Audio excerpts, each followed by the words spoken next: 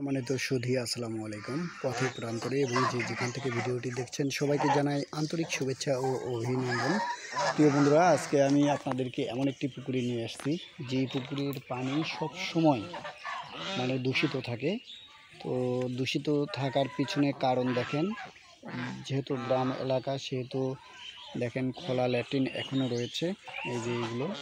তো হ্যাঁ, প্রশ্ন আসতে পারে যে এইরকম পুকুরে মাছ চাষ হবে কি না, আর কি ধরনের মাছ দেওয়া যাবে।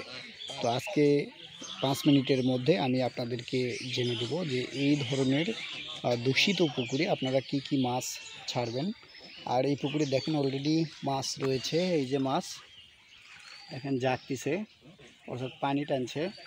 তো চতুর্দিকে দেখেন গাছপালা তো আছেই, তারপরে একবারে দূষিত। আর এই যে দেখেন ওষুধ ছিটাচ্ছেন, তো চলে গেলেন। আমি আপনাদেরকে দেখানোর চেষ্টা চালাবো নেক্সট টাইমে।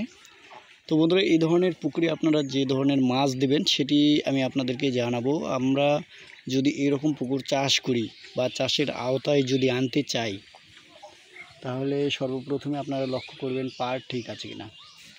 পার যদি ঠিক থাকে তাহলে আপনারা এই ধরনের পুকুরে সেফ 2টা মাছ ছাড়বেন। আর সেই 2 ধরনের মাছের কথা আমি আপনাদেরকে জানাবো।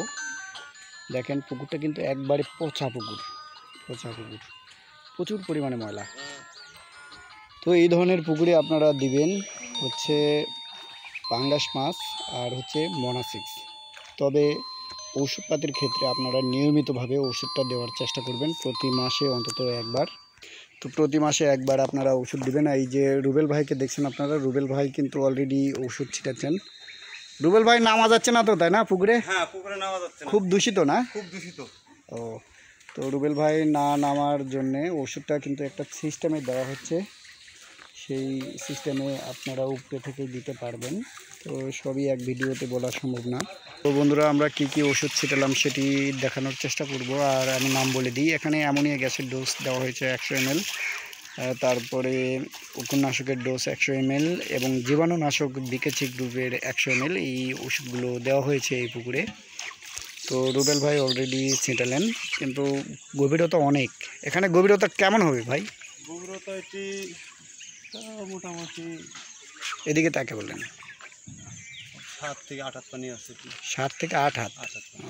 ঠিক আছে, আমরা চলেন ওইগুলো পুকুরে যাবো। তো বন্ধুরা দেখেন, পুকুরটা কিন্তু খুবই দূষিত পুকুর। তো এই দূষিত পুকুরে যে মাছগুলো চাষ করা হবে সেটি কিন্তু আমি অলরেডি আপনাদেরকে বলে দিলাম। তো তারপরে যদি কারো কোনো প্রশ্ন বা মতামত থাকে অবশ্যই কমেন্টে উল্লেখ করবেন। সেই নিয়মকানুন মেনে যদি আপনারা চলতে পারেন বা চলেন তাহলে অবশ্যই এগিয়ে যেতে পারবেন। তো অনেকেই এরকম পুকুর থাকলে ফেলে দেন, কোনো কাজে লাগান না বা মাছ চাষ করেন না।